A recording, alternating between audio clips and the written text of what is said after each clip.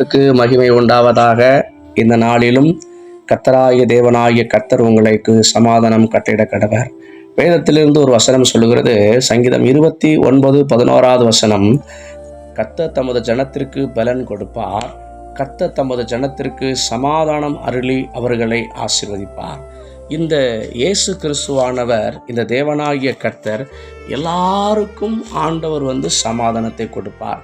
இவர் சமாதானத்தை கொடுப்பேன்னு சொல்கிறவர் இவர் எப்படிப்பட்டவர் சொல்லி பார்த்தீங்கன்னா, இவர் உலகத்தை ஜெயித்தவர். வேதாகமத்தில் யோவான் ஒரு புஸ்தகம் இருக்குது. அதில் 16:33 சொல்லுகிறது, உலகத்தை ஜெயித்தவர் அவர் தான் சொல்கிறாரு, சமாதானத்தை உங்களுக்கு நான் கட்டளையிடுவேன்னு சொல்கிறாரு. இன்னும் நீங்கள் பார்த்தீங்கன்னா, இந்த சமாதானத்தை கட்டளையிடக்கூடியவர் எதிலெல்லாம் நம்முடைய வாழ்க்கையில் இந்த நாட்களில் சமாதானம் வரும்னு சொல்லி பார்த்தீங்கன்னா, நம்முடைய இருதயத்தில் முதல்ல கர்த்தர் சமாதானத்தை கொடுப்பார். வேதாகமத்தில் பிலிப்பியர் 4:6 சொல்லப்படுகிறது. அந்த இடத்துல நீங்கள் பார்த்தீங்கன்னா, எல்லா புத்திக்கும் மேலான தேவ சமாதானம் உங்கள் இருதயங்களில் ஆழக்கடவது. ஏன்னா இருதயத்தில் தான் நிறைய குழப்பங்கள் வரும், நிறைய பிரச்சனைகள் வரும், நிறைய பாடுகளை குறித்து சிந்திப்போம், நிறைய கஷ்டங்களை குறித்து சிந்திப்போம். இந்த இருதயம்தான் மனுஷனுக்கு முக்கியமான ஒரு பகுதி. பார்த்துக்கோங்க, காலையில் ஒன்று சிந்திப்போம், மத்தியானம் ஒன்று சிந்திப்போம், நைட்டு ஒன்று சிந்திப்போம், புலம்ப வச்சுக்கிட்டே இருக்கும். தேவனுடைய பிள்ளைகள் ஜெபிக்கிற பிள்ளைகள் ஜெபிக்க வச்சுக்கிட்டே இருக்கும். ஆகவே இந்த இருதயத்தில் உலகத்தை ஜெயித்த ஆண்டவர், இந்த இருதயத்தில் கர்த்தருடைய ஆவியானவர், உங்களுக்கு இயேசு கிறிஸ்துவானவர் சமாதானத்தை கொடுக்க வல்லவராக இருக்கிறார். இன்னும் பார்த்தீங்கன்னா, குறைவில் ஆண்டவர் சமாதானம் கொடுப்பார். நம்ம எதிலெல்லாம் நீ குறைப்பட்டிருக்கிறோம்? உலகத்தில் குறைப்பட்டுக்கிறோமா? வேலையில் குறைப்பட்டுக்கிறோமா? பலத்தில் குறைப்பட்டுக்கிறோமா? எந்தெந்த விஷயங்கள் இருந்தாலும் சரிதான், பொருளாதாரத்தில், பண விஷயங்களில், பலத்தில் குறைப்பட்டுருக்கிறோமா? எல்லா விஷயங்கள்லுமே நியாயாதிபதிகள் 19:20 சொல்லுகிறது, நம்முடைய குறைவில் தேவன் நம்மளுக்கு பலத்தை கொடுப்பாராம். இன்னும் நீங்கள் இந்த நாளில் நீங்கள் பார்த்தீங்கன்னா, ஒவ்வொரு நாளுமே ஒவ்வொரு காலகட்டங்களில் சூழ்நிலைகள் பாதைகளில் நம்ம முடிவு எடுக்கக்கூடிய சூழ்நிலைகள் வரும். பிள்ளைகளுடைய திருமணத்துக்காக முடிவெடுப்போம், பிள்ளைகளுடைய படிப்புக்காக முடிவெடுப்போம், நம்முடைய வாழ்க்கைக்காக முடிவெடுப்போம், ஒரு காரியங்களை செய்யவா வேண்டாமான்னு சொல்லி முடிவெடுப்போம். ஆனால் அந்த முடிவில் ஆண்டவர் சங்கீதம் 37:37 சொல்கிறாரு, அந்த முடிவில் ஆண்டவர் உங்களுக்கு சமாதானத்தை கொடுப்பார். இன்னும் பாருங்கள், இந்த உலகத்தை ஜெயித்த ஆண்டவர் உங்களுக்கு சமாதானத்தை கூறுகிற ஆண்டவர். பாருங்கள் என்ன சொல்கிறாருன்னு சொன்னீங்கன்னா, பாதையில் தேவனுடைய ஆவியானவர் என்ன செய்வார்னா, நம்மளுக்கு சமாதானம் கொடுக்க வல்லவராக இருக்கிறார்.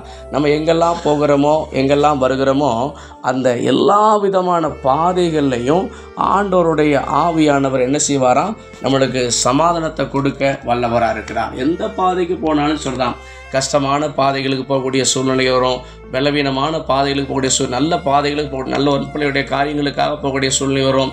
நம்முடைய பாதைகளில் என் சமூகம் உனக்கு முன்பதாக செல்லும் சொன்ன ஆண்டவர் நம்முடைய பாதையில் நம்மளுக்கு சமாதானம் கொடுப்பார். நம்முடைய பிள்ளைகளுடைய வாழ்க்கையில் கர்த்தர், வேதத்தில் ஏசாயா 54:13 சொல்லுகிறது, உன் பிள்ளைகளுடைய சமாதானம், பிள்ளைகளுடைய வாழ்வில் தேவனாகிய கர்த்தர் நமக்கு என்ன செய்வாரா, சமாதானம் கொடுப்பார். ஏன்னா பிள்ளைகள் முக்கியமான ஒன்று. பிள்ளைகளுக்கு நம்ம நிறைய காரியங்களை செய்வோம். பிள்ளைகள் பலவீனப்பட்டிருக்கும், பிள்ளைகள் நோய்வாய்ப்பட்டிருக்கும், சில பிள்ளைகள் படிக்காமல் இருக்கும், சில பிள்ளைகள் சொல் பேச்சு கேட்காம இருக்கும். ஆனால் ஆண்டவர் சொல்கிறார், இன்னைக்கு உங்கள் பிள்ளைகளுக்கு இந்த நாள்லேருந்து சமாதானம் உண்டாகும். நீங்கள் உங்கள் பிள்ளைகளுக்காக நீங்கள் ஜெபிக்கும் பொழுது, ஆலயத்துக்கு போகும் பொழுது, அருகாமையில் ஆலயத்தை தேடும் பொழுது கர்த்தர் உங்களுக்கு சமாதானத்தை கொடுப்பார்.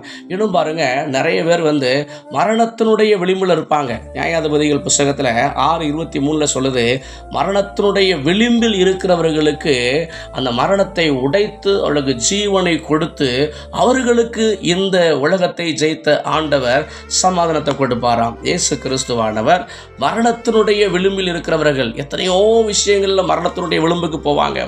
நோயில் போவாங்க, தன்னைத்தானே அழித்து கொள்ளும்படியாக போவாங்க, தோல்வியில் போவாங்க, பலன் இல்லாமல் போவாங்க, கடன்பட்டு போவாங்க, எரிச்சலில் போவாங்க, கோபத்தில் போவாங்க.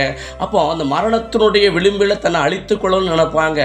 மரணத்தினுடைய விளிம்பில் வாழ்கிற உலகத்தினுடைய ஜனங்களே, தேவ ஜனங்களே, உங்களுக்கு மரணம் இல்லை, இந்த இயேசு உங்களுக்கு சமாதானத்தை கொடுப்பார்.